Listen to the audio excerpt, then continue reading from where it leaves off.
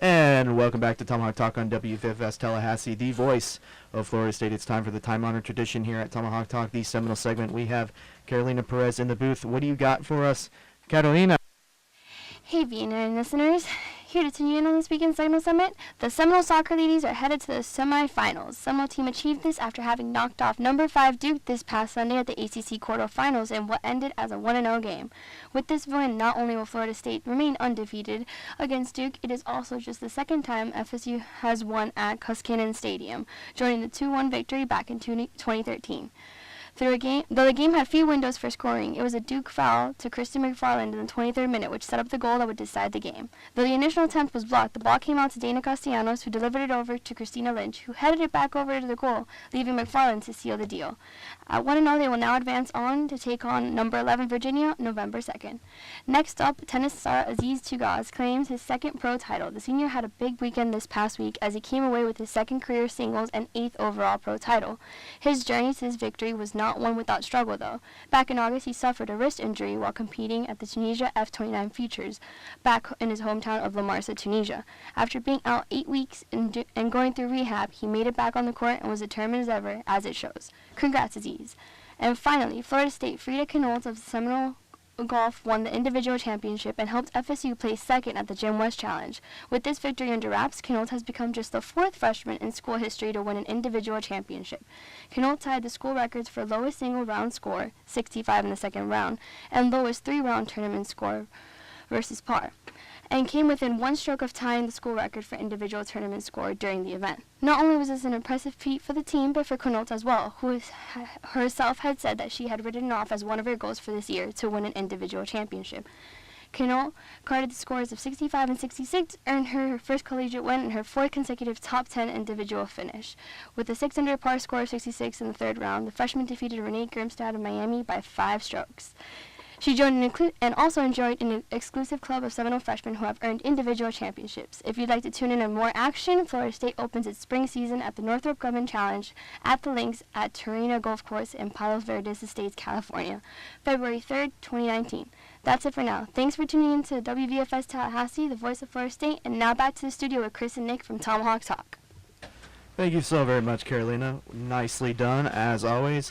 And of course, women's soccer has been having a fantastic season, as Carolina just outlined for us a little bit. As they usually do, they are coming off beating Duke 1-0 on Sunday, who they have never lost to in the ACC tournament, by the way. The girls bouncing back after a loss to Miami on Thursday. They will be facing Virginia, as Carolina said, this upcoming Sunday in the semifinals. A team that they did beat 2 weekends ago in Virginia 2-0, which was the first time that they had done that, too. So that will for sure be an interesting matchup. I know that we haven't devoted too much time to women's soccer this season because football has really consumed Florida State athletics over the past few months, but rest assured we have been watching and following along, and if you haven't been following this team, you have seriously been missing out heavily. Dana Castellanos, I know I just butchered that name. She is one hell of an athlete. And Dana Castellanos. There you go. Yeah. See, that's why I have Chris as my co-host. I'm the token Latino. That's fine. And the success of that team is it's really inspiring and great to see, especially with how negative in general Florida State sports has been over the past few weeks. So thank you, Carolina. So despite facing their toughest competition yet this season, the road really doesn't get any easier for the Seminoles. Seminoles football speaking. They end the season with nearly every single game being against top 25 teams, except for next week versus NC State, a team that, of course, was in the top 25 this past week, but then lost to Syracuse, and they have dropped out of the top 25, which Syracuse is, in my mind, the best team in the ACC right now. That's not mean Clemson. I mean, they are absolutely crushing it right now, and I think they are ranked in this issue of the polls. I think they're 22nd. I think they took over NC State's position, but I am not quite sure. But besides the point, NC State comes into this game at home suffering 2 losses, 1 to Clemson, 1 to Syracuse. They've been one of the teams this year that hasn't looked overly strong and could be beaten by Florida State. Sebastian, obviously Florida State has had its trouble against NC State the past few years. What do the Seminoles have to do to beat the Wolfpack this year? Olivia, do you any idea? Well, Florida State has been ping-ponging back and forth this whole entire season. Loss, win, loss, win, loss, win. So if, according to plan, they should win this game. Hopefully they learn something from this Clemson game, and they can take what Taggart said to heart, take responsibility for their poor playing. it's lame and it's cliche, but some positivity and how about our offense tightens up a little bit. I think that they could win this one. I love that phrase that you use, ping-ponging back and forth. Yeah, I like that a lot. Honestly. It's accurate. It's accurate, too. Yeah. A couple things to note on this game since the Seminoles joined the ACC. They have played NC State every single year. And this upcoming game is the first time that FSU has not been favored to win in this game in the entire history of the series between these two. According to ESPN, NC State has a 75.5% chance of winning. So you're saying there's a chance? Exactly. Every year. What a chance. Apparently in the first quarter of last week's game, I know, like, we don't want to talk about it anymore, and talking about that game just makes you want to kind of open up and read a book. But, yeah. We apparently had a 15%, like, our best shot at winning that game, according to ESPN, was we had a 14% chance of doing it right near the end of the first quarter. And then it didn't drop past 99% once we hit the second quarter. So, oh, man. yeah. It's fine. Well, so Naquan Murray and Zakondra White, as we already said, are suspended for the first half of the game. Of course, we talked about the new starters that may be coming in as part of those changes that we've been talking about in the first half of the show. For those that quit during the Clemson game, DeAndre Francois and Dontavius Jackson have shown up on the injury report as day-to-day. Chris, things don't seem to be well favored at all right now for Florida State with all the changes that are hinted to be happening this weekend. Do you think that this game is going to be more challenging because of those changes, or will these changes, you think, find a catalyst somewhere and work out for the better? I think we've said it all year long, but this game is going to test the willpower of this team, whether or not they can, make it through all the arduous times that has faced them. So if they can make it past this NC State team, I think they can get that one last win to secure a bowl game. It's a big if, because as we mentioned, it's a really, really tough schedule. I honestly wouldn't be surprised if Florida State didn't win another game this season. I really would not be surprised. And I'm taking a look at NC State's statistics. Their defense, NC State's defense, isn't too far off from Florida State's. Florida State has allowed 390 points, give or take, and NC State has only allowed 391. So the defenses are comparable. It's going to be a matter of whether or not the offenses can really take off. I could see this being a shootout. Although those stats that they are really, really close, I think the big matchup is going to be Florida State's defensive line versus NC State's offensive line. NC State's offensive line at this point of the season has only allowed 4 sacks. Really? Just 4. In total, I think. I don't want to even look up the amount of sacks that Florida State's offensive line has allowed because it's a lot, and it's probably too big of a number to. There's one of the stats that we just intentionally. Yeah, intentionally leave out. We do miss some things sometimes, but this one we're making sure we avoid. As we've alluded to it 5 times in the past. Another thing is who's going to be behind center in this upcoming game. DeAndre Francois is on the injury report. I think the word he used was that he was beaten up after the Clemson game, which he certainly was beaten up. But there's been a lot of talk about James Blackman in recent weeks about when and if he may start getting some time on the field. And, of course, Florida State is being really reserved to Blackman, probably going to redshirt him this year. I think he has 2 games left before he loses that eligibility. If Francois has a bad game against NC State, do you think we see Blackman or Taggart keep him off the field? Anybody? I would say that they give him another shot. At this point, you're running into, well, then again, you still have Boston College, Florida, and Notre Dame ahead of you. If anything, probably I would probably save him for a Notre Dame or a Florida even, because you want to beat Florida. If there's one game you're going to win at the end of the season, you want to beat a rival. So if Francois goes down or isn't doing well against the Gators, that's when I would see him for sure coming in. Olivia, is this a must-win game for Florida State? Absolutely. I think from here on out, every game should be a must-win game, but I'm sitting in a room of realists on the verge of pessimism. Unfortunately, I don't know if we can secure all of these wins, but at least one. Somehow last year we managed to squeak out a bowl game. So if we want another squeaked out bowl game, then this is Louisiana. then this is a must win. Absolutely. Right. It's a must win. I have to say that I disagree with putting in like the idea of we'll probably see him in a really big game, like a Florida or the Notre Dame game. Simply, it just doesn't make sense for me. You think so? You think we'll see him in like a Boston College or NC State? If we do, we will, and that's just when if this program sees Blackman as the way forward as a red shirt, which is probably the case, you want to put him in like that is just basically throwing him into the grinder. Those are hard games. How did you last year be thrown to the grinder? Yeah, right? I know, but we also saw how like he would get laid out by defenses who weren't hesitant to lay him out. And if you want to preserve him, you don't put him against Florida's defense or Notre Dame's defense. I would turn to Francois for that because we know at least he has some durability. If he needs to rest this weekend, then rest him this weekend. But otherwise, he's still my guy for this weekend. Obviously, we can't talk about this game as much as we would like to. Obviously, there's so much revolving around the Clemson game and what happened this past weekend, but we got to move to predictions for this game. Spread is currently at 7 towards NC State. Game predictions, and if they beat the spread, Chris. I'm going to say Florida State does beat the spread, or covers the spread. Do they win it? That's the magic question. That's the isn't it? magic question. Mm-hmm. I'm going to have the final score being 28-25, and I'll leave the victor up to Saturday. Okay, Olivia? I'm going to rock with Florida State, unfortunately not winning this game, but I think it's going to be close. I think that they're going to give them a run for their money.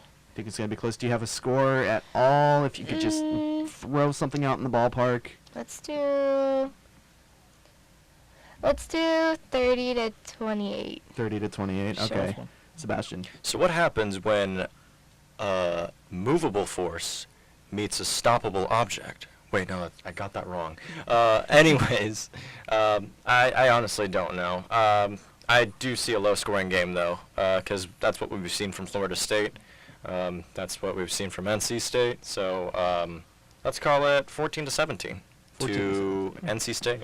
I like that. I take a look at this game, and I already told you all that NC State's offensive line has only allowed 4 sacks this year.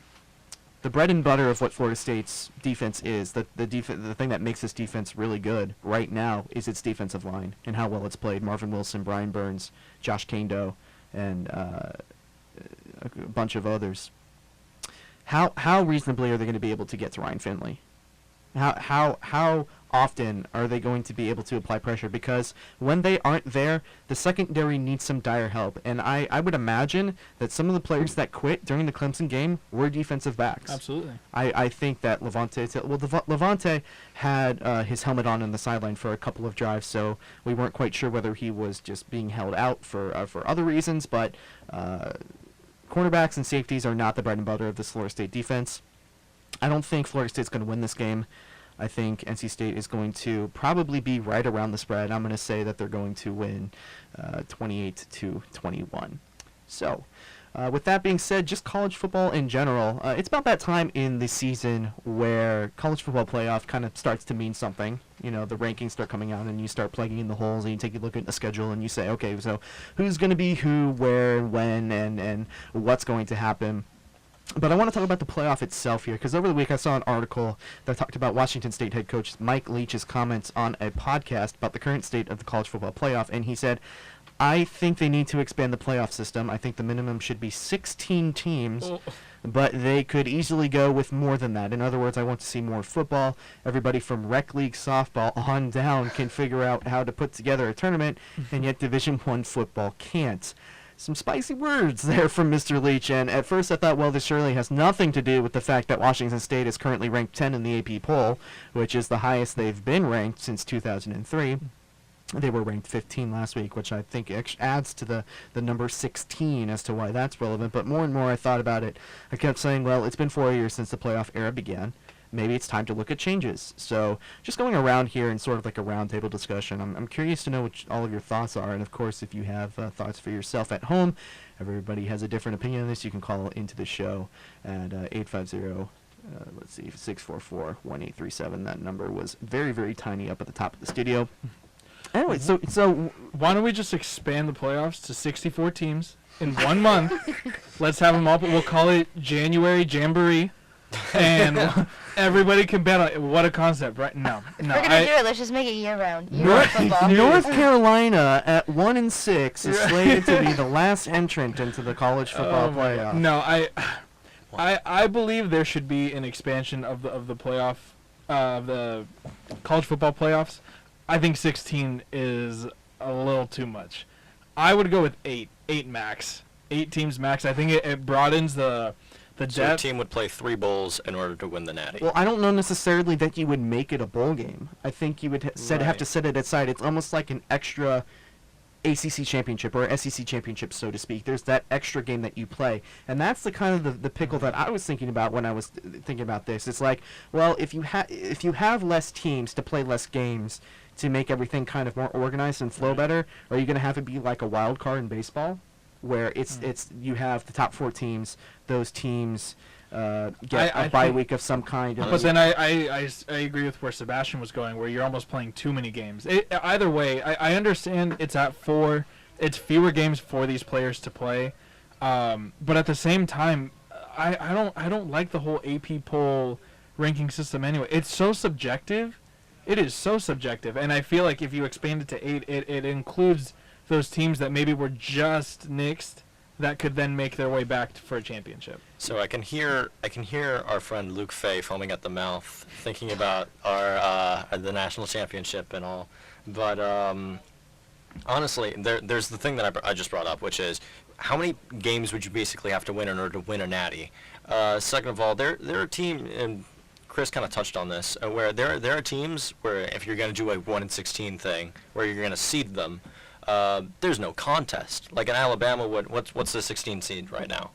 A 16 seed? The Yeah. 16 seed, I have it right It's here. Utah. It's Utah. Utah. Do you really think Utah could Right. bring the fight to Tuscaloosa and really give Bama a run for their money? Well, I don't think anybody's giving Bama a run for their money this year, but I think in terms of what the future might hold. No, I agree. Even still, I think 16 is a bit. I agree, agree with but- Chris. There but could like a- definitely be a happy median.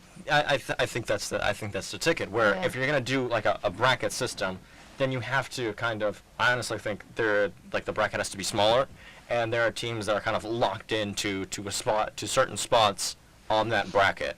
Whereas if you're a team that shows the dominance that we've seen from Saban's Alabama over these past I don't know how long now, then you should have to play less games to prove that you are the best team in the country because you've already done that for 12 games in a row.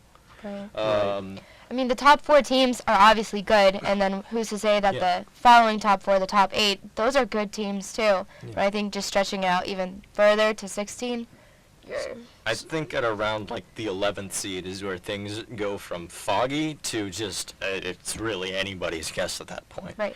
And that's where things get really messy. So we're all in agreement. I mean, I thought 16 was too much anyway, and Mike Leach, this isn't the first time that he's spoken out about this. I think he spent Which coach is that? This is the head coach of Washington State.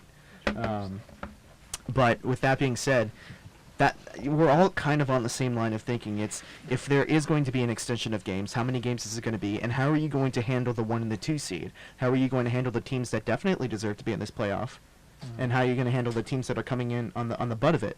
Because if you want to think about it, let's say the Pac-12 champion is going to make it into the top 4, and the Big Ten championship winner is going to make it into the playoffs, ACC, SEC, whatever. Sometimes you have runners-up following, coming back in to those spots. So would you make it to the point where, okay, so if you win the ACC championship, for example, does that give you a bye week if you add more teams? Let's say 6. Okay, no. So Okay, go it's ahead. because it's kind of just like a give or take. There's no easy way to pull from any other sport that does this well, without having to sacrifice something up and ruining the organization. Right. There's all of this, right? And then we're only thinking of the teams that are good enough to actually worry about this. We're not thinking about the teams who are not good enough to worry about this. Where that's a 12-season schedule or a 12-game schedule, and so there are some teams that are going to play 3-4 extra games. In this really shoddy kind of prototype system that we're kind of cooking up here, there are teams that are going to play potentially 16 games. What are the like after they're like, are we going to cut into the regular season like the way we talk about a potential MLB restructuring, where it's like, how do you keep all of the postseason in October, because that's what we want in baseball. If you want like a better playoff system there, because that playoff system, it's imperfect. We have a lot of criticism for it in general, just as kind of as fans of the sport. But like, how are you going to cut into the regular season of those, like, I'm sorry to say this, but inferior teams? Their problem, the players it's a probably tough won't be happy problem. about that. The Yeah. schools won't be happy Well, about and then that. because for the teams that are making the college football playoff, you have the matter of, okay, so what's the number of wins that you have to make a bowl game if you're going to cut into the season? It's just a whole big mess. But with the comments from the podcast, 16, I think we're all agreeing is too much, and maybe there's some restructuring in the future, but it's definitely going to be probably people's toes are going to get stepped on one way or the other. Right. With about 5 minutes left in the show, I said we were going to get here eventually, and it is about that time. I'm sorry, Chris. This is going to be painful for you. It's really not. I'm really okay. I promise. Are you sure? He says I with tears said in his okay. eyes. He says with a single tear, yeah.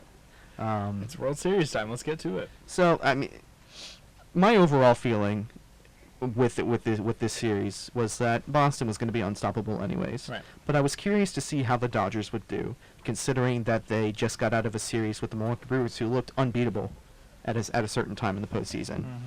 And then you get into this series where Boston always seemed to be one step ahead of the Dodgers. And I know I've talked to you quite a bit about this, Chris. When we were talking while watching the games, I felt like Roberts was pulling his pitchers way too quickly in certain situations that might have benefited the Dodgers. And I think that in the essence of what the series was, he lost the managing battle to Alex Cora. I think Alex Cora, his only mistake in the entire series was maybe stretching too thin his bullpen in the third game, which that went till 4 a.m. And Nathan Eovaldi pitched probably one of the games of his life and still lost. Right. Which 100 Well, pitches. arguably, I think he made a great decision leaving Eovaldi out there, because he gave I his agree. bullpen rest. I agree that leaving Eovaldi out there was the better decision, but in the grand scheme of things, obviously it was a 5-game series. Yeah. Boston won 4-1, but that was really the only thing that anybody could have looked to Right. and said, well, maybe I don't know about that. Yeah. The way the pitching was managed in Game 3, honestly, that's one of the reasons why we were talking about this earlier. But it's one of the reasons why I really do think that if Game 4 goes the way of the Dodgers, this is a completely different series. Baseball is the game of a billion different what ifs in the same game, but you know that he Cora burns through his bullpen through a game that is basically a doubleheader wrapped into one game, and he completely the Dodgers on the top in the 5th, and Game 4 looks fine. Then in the 6th or the 7th, I don't exactly I believe remember. it was the 7th. It was the 7th then. Yeah. Yeah, sorry.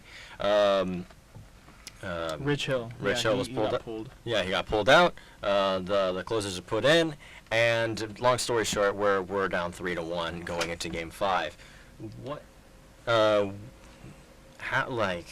it's the typical Dodger thing where it's all so questionable. The that typical are, Dodger thing. No, I mean, okay, I shouldn't say that, because last year the issue was that the Dodgers couldn't hit.